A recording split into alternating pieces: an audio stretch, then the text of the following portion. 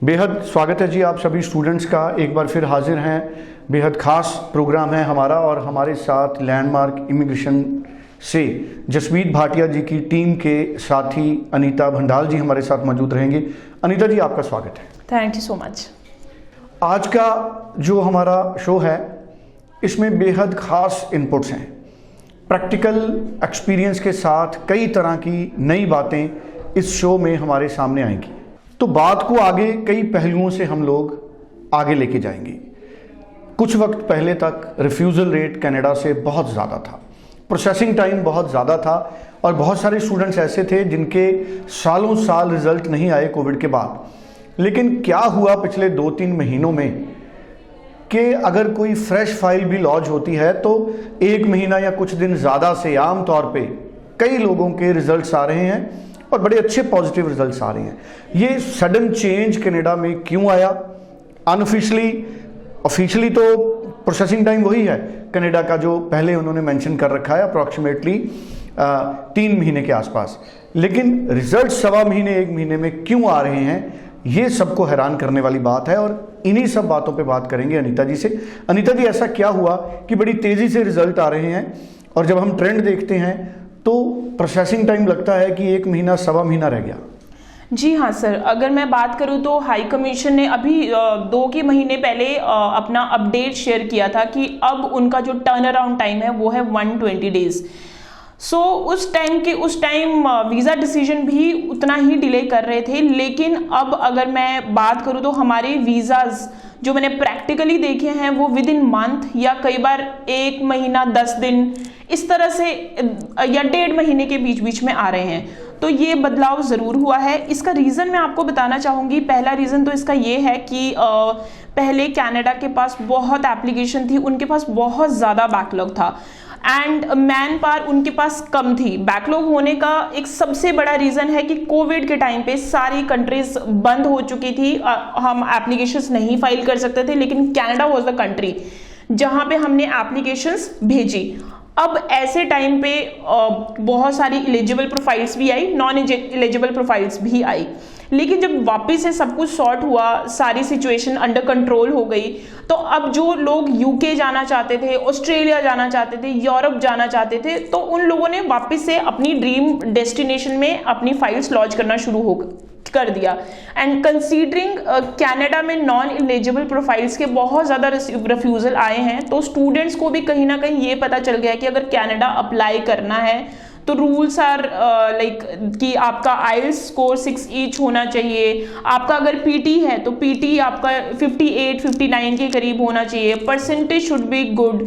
ऐसा नहीं है कि हम विदाउट आइल्स अप्लाई कर दें या फिर हमारे पीटी में स्कोर अच्छे नहीं है वैसे अप्लाई कर दें। तो कहने का ये मतलब है कि उनके पास जितनी भी एप्लीकेशंस आई हैं वो एलिजिबल एप्लीकेशंस आई हैं एंड साथ में उन्होंने अपना जो मैन पावर है वो भी बढ़ा दी है। तो ये भी एक बहुत बड़ा रीज़न है कि अभी जो वीज़ा डिसीजन है फास्ट आ रहे हैं।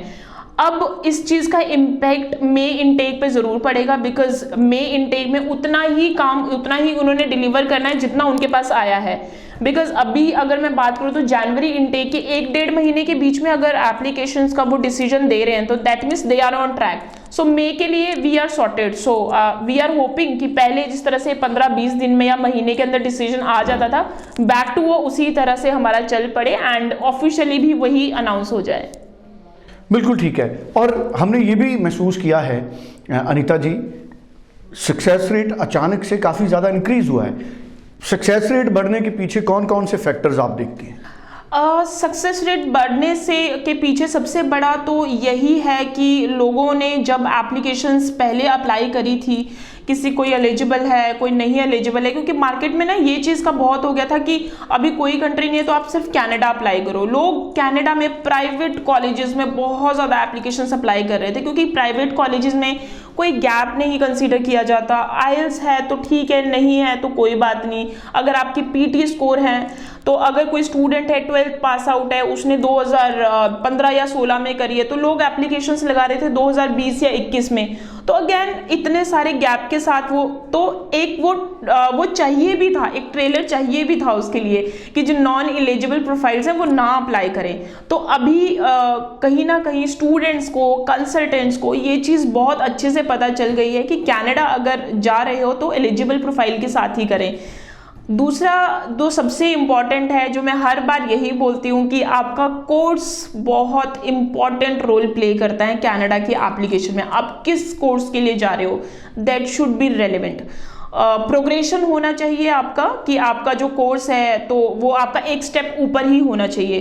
तो ये 2-4 फैक्टर्स हैं जो कि हमने ध्यान रखने हैं। यानी कि हमारा, अगर हमने 12th किया है तो हमारा 2021 में या 2022 पास आउट है तो बिल्कुल परफेक्ट है, कोई प्रॉब्लम नहीं है। अंडर ग्रेजुएट है तो 6 ईच आपके होने चाहिए। पोस्ट ग्रेजुएट है तो ट्राई करो 6.5 नॉट लेस देन 6 की, नहीं तो अगर 6 ईच भी होता है तो options are still there.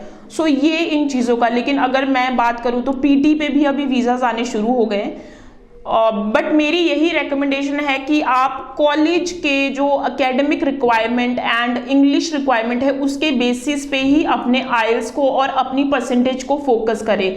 Let suppose अगर आप अप्लाई करना चाहते हैं शेरिडन कॉलेज में, तो शेरिडन कॉलेज की पीजी डिप्लोमा की रिक्वायरमेंट है 6.5 नॉट लेस देन 6, तो आप उसके अकॉर्डिंगली ही अपने आइल्स प्रिपेयर करें। हम एम्बेसी के जो रूल्स हैं वो तो एसडीएस के लिए 6 ईच हैं, तो उस पे ना चल के कॉलेज के एकेडमिक रिक्वायरमेंट को फोकस करें। यानी कि अगर हम बड़ा एम करेंगे तभी हमारा जो टारगेट है वो कंप्लीट हो पाएगा।